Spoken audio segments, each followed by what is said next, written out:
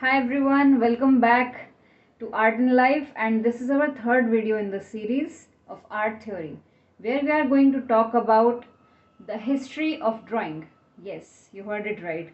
The history of drawing, as in, we are talking about how drawing started from the very early stage, let's say prehistoric times, and how it evolved through all the civilizations, dynasties, and all.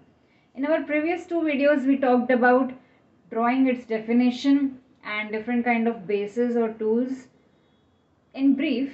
And in the second video, we talked about the importance of drawing. So now it is very important to get back to the history of drawing, where it all started, right? So where do you think it started? Of course, the caves, right? Because the earliest men started living into caves. They built up or they took rock shelter where they were spending their whole life, trying to hunt, trying to stay alive, trying to uh, lit up fires, and trying to just exist. So we are talking about how they started to draw. They started to draw on the walls of the caves and rock shelters.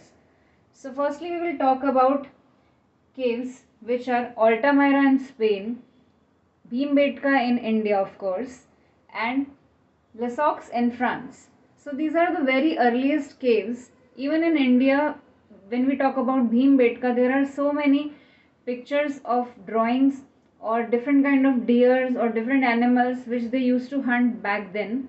There are so many drawings on the rocks or different parts of the rocks on Bhimbetka, and the Bagh caves are also one of the oldest caves in India. And in Altamira and Lesaux, we find pictures of bulls or boars or bears or different kind of animals which they used to hunt back then.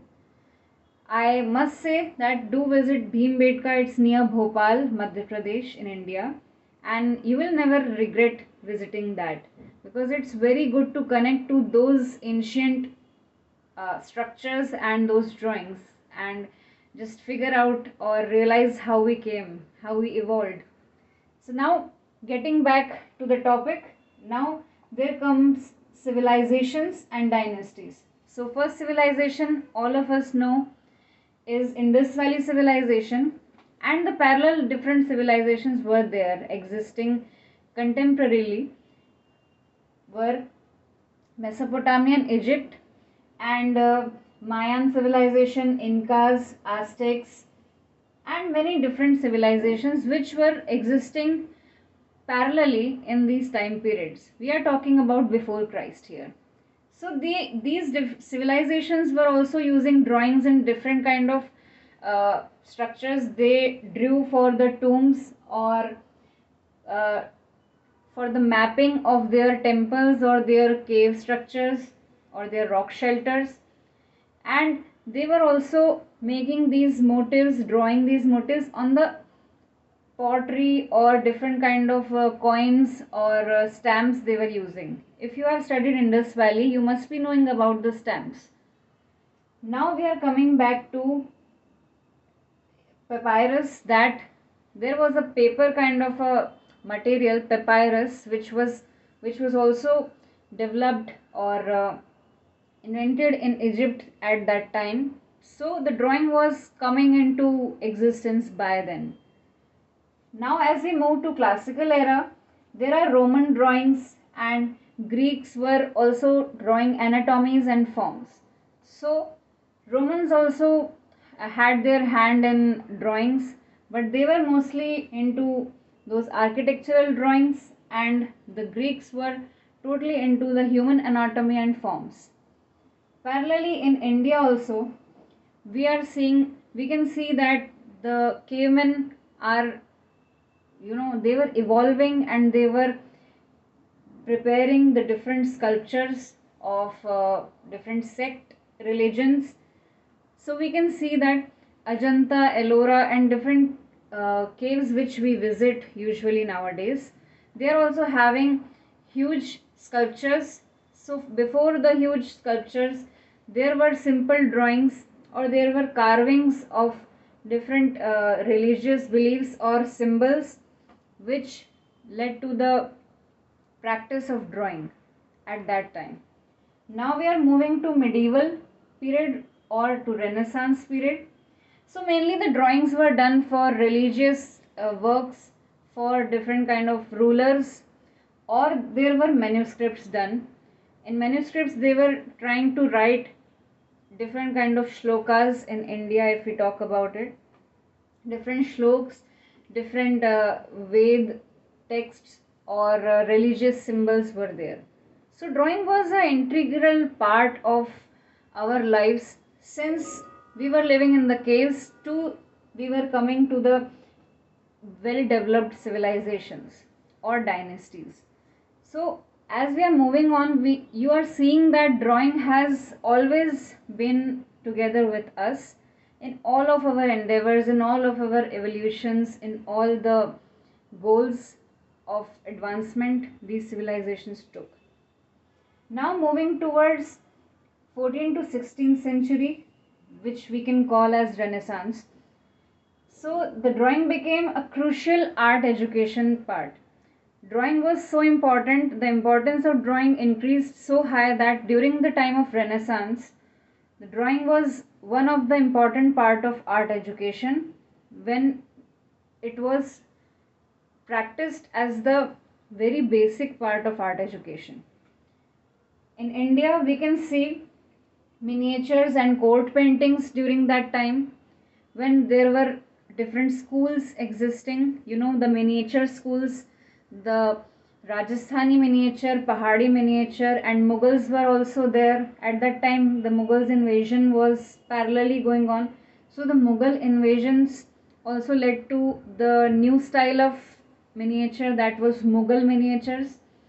So miniatures were also drawn or drawn with a basic layer, with a first layer of drawing with different kind of stones, or maybe it can be ruddle or it can be chuna, the chalk. They were making the lines, they were making the measurements, drawing the measurements properly with those natural resources, and then they were painting it with natural pigments mixed with different kind of liquids. Now during this time construction was also there in India and paper became widely available.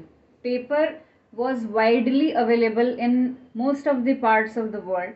So drawing also came into a very strong medium to express ourselves. And lastly, we are talking about 17th to 19th century AD, where pen and ink also came into existence. So the artists like Rembrandt in the Baroque era, they tried to make pen and ink sketches. So they were drawing with pen with the help of ink. So drawing took a little bit upgradation, or took a whole new, whole new avatar. So drawing was evolving as we were evolving. And graphite pencil also became popular in these centuries. And we can also talk about a very important artist of India. This reminds me, the 19th century reminds me of Raja Ravi Verma, Amrita Shergill, and all those Bengal school artists which were flourishing at the time of British invasion. So India was getting stronger and stronger. We were evolving in our drawings. The drawings of these artists involved the struggle of independence that time in our unindependent India. The different hardships of people were shown in those drawings. So drawing is is having a huge history from where we came, from the caves where there was the only purpose of surviving, and then we advanced from different dynasties. Then the papers came into existence. Then there were huge architectures, huge temples, cave structures, cave sculptures, and then we came here to the court paintings. We drew under the rulers, under different dynasties, and then we came towards our most recent, which we can say the Bengal school time and Madras school, and different parts of India were having so many miniature schools where this drawing and painting reached to thousands of people.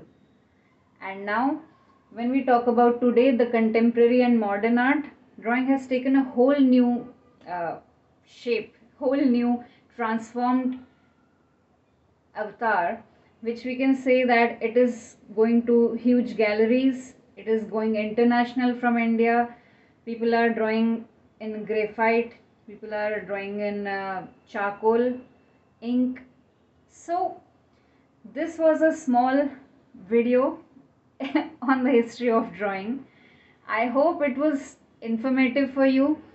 And if you want to add some more points on these informations, if you want to share something which you know about the history of the drawing, do comment down below. And if you like our content, do like, share and subscribe. We will be back soon with a new video on the history of drawing, totally based on India. So stay tuned.